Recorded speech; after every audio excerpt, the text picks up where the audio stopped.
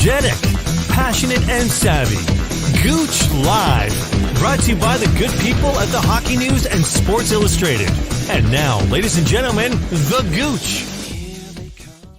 Welcome to another episode of Gouche Live. It's called Overtime. We're doing a really quick hit with Scott Taylor. Of course, talking with Taylor, we'll see you on Saturday for a roundtable. But I wanted to bring you up before I do my show for the bottom line this afternoon. We're going to, at lunch, we talk about all the deals that have gone on. And obviously it's, free agency day, so there's going to be a lot of excitement. I want to get you on, talk a little bit about the two deals that were made for Winnipeg. Before that, Landeskog, 8-year, $56 million. It needed to be done. They've done it. Avalanche has locked them up. Good move? Well, yeah, we were certainly wrong about that. I think we thought that if anybody was going to be moved on that team, it would have been him. They have a lot of money. Do they have an $81 million cap like everybody else, or do they have the same cap as Tampa? Because they're going to come up and spend a lot of money on some of the players that they have. They just signed McCarr and Landeskog to gigantic amounts of money. Nathan McKinnon's going to be more than that. Boy, they got a lot of dough in $81 million, or else they have three superstars and nobody else, like other teams in the league that I know. But they certainly don't spread the wealth around in Colorado. 3 or 4 guys are going to get it all, and there's not going to be a whole lot left for everybody else. A question for you is the Ovechkin deal. 5 years, it comes out to be $9.5 million a year. Do you know what? He would be the 4th highest paid player on the on the Toronto Maple Leafs. Yeah, interesting, isn't it? But he's getting on. He's a little bit older. I think that's good money for a guy that's not 25 anymore. Nope. He's certainly worth it. I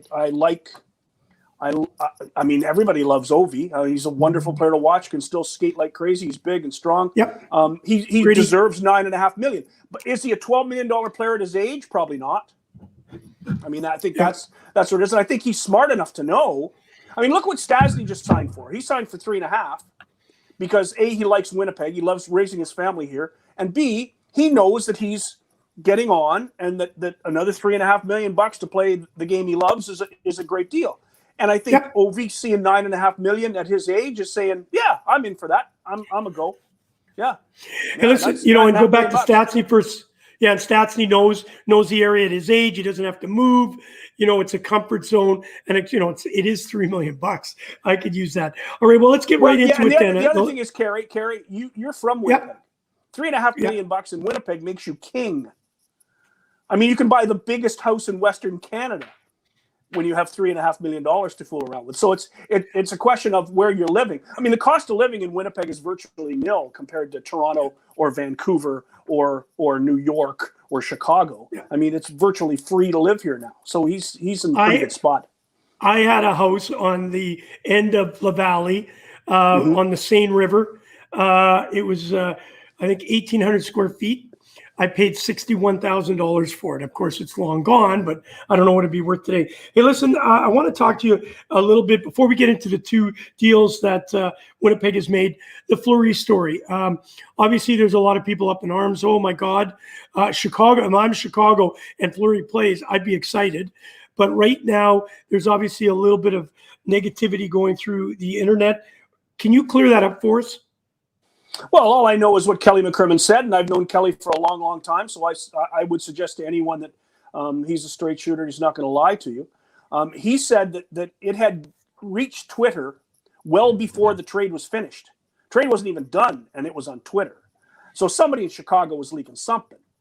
And I feel badly for Fleury for that. But you can't announce a trade before the trade's been made. You can't, and I know the way Kelly operates, he's not going to announce a trade before he calls the player involved in the trade. They're not going to make an announcement. So the fact that it leaked onto Twitter, I don't think has anything to do with Las Vegas or the problems, any problem that they might have there, any way they treated Fleury.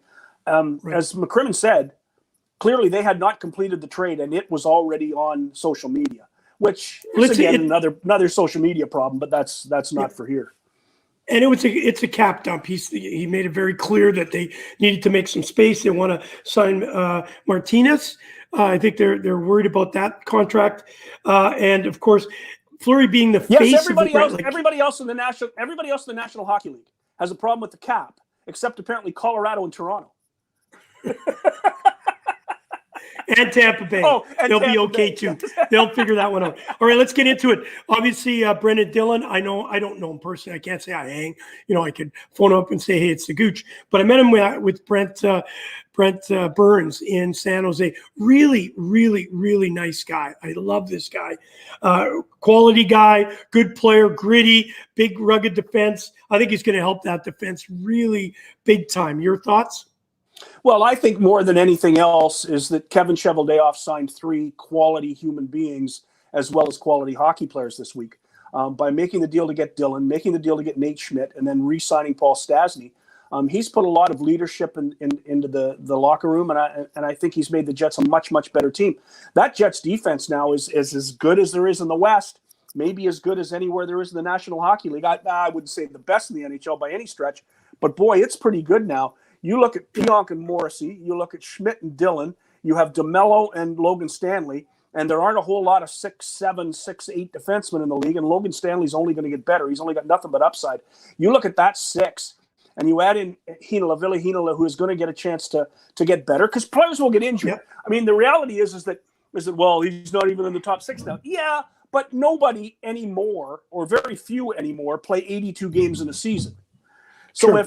if 3 guys get 4-game injuries or 5-game injuries, suddenly you're playing 15 to 20 games in a season, and then somebody else will be banged up for a game and have to sit, and somebody will get suspended for a game. You'll end up playing half the season just based on the way things work in the NHL now. So even the 7th defenseman is going to get a chance to get much better. I think the Jets are a totally better hockey team than the team that swept Edmonton last year already, and are a much, much better hockey team than the team that lost to the Canadians, because Scheifele will be back, and they've got these 3 players under contract. I think the Jets are going to be a really tough hockey team next year. And as you mentioned, Stastny's back. So listen, got a couple comments on the right-hand side, of course, that Francois Landerville. Hey, guys, have a great show. Live from my gym training players. Always pleasure talking to you. Here's a great comment.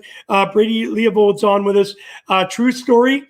I cut Dillion for 5 stitches in a fight in the Western Hockey League. Hey, Brady, I don't know if you want to fight him now, though. He looks like he is a beast. There's no question. Let's turn to Nate Smith. I know we've got just a little bit of a show here. Obviously, at 12 noon, we'll be back on with lunch and Gouche and friends. You will be with us Saturday for the roundtable. Nate Smith, his cap hit's pretty big. I didn't realize it's this big. It's a 3-year cap hit for $5.95 million. Your thoughts on that? Does that strap Cheryl Dale to make another? Thank you for that. Shovel something. He's shoveling something. There's no question about it. Tell us, is that going to strap him a little bit? Does he need to make any more moves? Does he need anything more up front? Obviously, goaltending, check. Defense, check. Nate Smith's one of those players that help on the power play, command a lot of ice time. Is he strapped for doing anything more? Well, I don't think he's going to do anything more. What he needs more than anything in the world is for Paul Stastny to have another good year in him.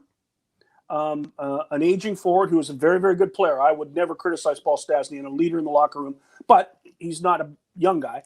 And 2, Pierre-Luc Dubois has to be a better hockey player than he was last year. I was going to say that. Yeah. And I think that the Jets are counting on the fact that Dubois will be a better hockey player than he was last year. And if those things happen, then he's got nothing. He has nothing to worry about, because he got Kopp back, he got Perreault back. He didn't get hurt really at all. He lost Mason Appleton, but there are a lot of people to fill Appleton's shoes. And the one that I'm really excited about seeing is Cole Perfetti, who played in the World Championships, and every time he took a shift, he scored a goal. I mean, Cole Perfetti is, we're hoping, real in deal. Winnipeg, the next Kyle Connor. So part of it is going to have to do with players that he expects to be good are going to have to be good. If that turns out to be the way things work out, he doesn't need to do anything more. But he's going to find out pretty early whether Perfetti can play regularly in the National Hockey League and whether Dubois is the player that everybody thinks he is. Hey, listen, it's overtime on Gouche Live. I'm going to let you go on this last little bit. It's been brought to you by the good people, the Hockey News, and, of course, Sports Illustrated. And you are the man for Game On magazine. I just got my copy in the mail. Thank you. It's a fantastic pretty nice, isn't it? magazine. Yeah, I love it. Love it. Listen, the final part I want to ask you is that I think Dubois will be a better player. I think that the trade, in quarantine, he just got a little bit of an injury. I just think he'll settle down. I think he'll do wonderful in Winnipeg. But our friend, that Liney kid, got a 1-year deal in Columbus. I think it was 7.9. It could be 7.5. He wouldn't have got that money in Winnipeg. No, and the interesting part was, well, he might have. He might have. That's the crazy part. I mean, you look at Dubois' contract, and you look at, do you keep Stastny if you've got Laine? Yeah, good. Okay, but the talk in Finland, of course, from his agent was this guy was a $10 or a $12 million player.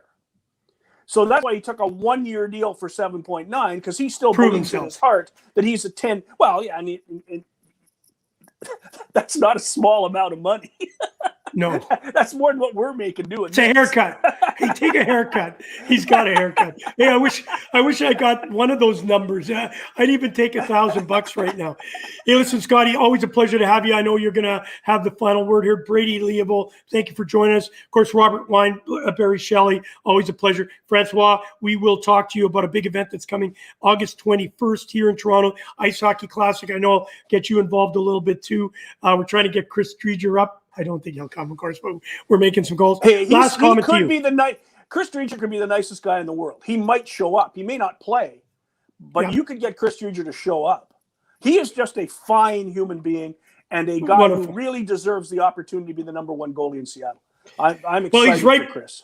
He's right behind you and me as the nicest people on the planet. I will see you in Winnipeg, August 13th. I'm coming over to play Riel's reunion tour. Looking forward to it. Can't wait to see you live. We're going to have a beer. And, of course, you've won all that money at the racetrack. So I guess you're going to get us an all-you-can. Well, you can go to the track now. You can go to the track now. So we'll go to the track. I will go to the track with you and the Bombers game. We're going to the Bombers game. Okay. You got it. All right. See you, kid. Jerry. Always a pleasure to have Scotty Taylor from Talking with Taylor. He'll be back with us on Saturday. Listen, that was just a little update. Scotty's got the pulse of the Winnipeg Jets. Wanted to hear what his thoughts were. I think the Winnipeg Jets have done a heck of a deal before free agency, shoring up that defense. I think that's where a lot of teams would love to have that. Listen, think about it for Toronto. Nate Schmidt and Brenden Dillion on that blue line in Toronto. Wow, that would be a huge addition. Let's see what happens. At 12 o'clock, it all starts. And we're going to be here. We're going to be giving you a bunch of great information. Just got a rumor from Jordan LaRoche. He will be on with me at noon. The rumor is Anderson to Carolina. And we'll talk to, obviously, Jordan about that and a bunch of other stuff that he's been working on for you. Just as free agency hits, we'll have a bunch of information for you. So looking forward to it, guys. All right. You've been watching Gouche Live. Overtime. We'll be back with Gouche and lunch with all our friends from the bottom line.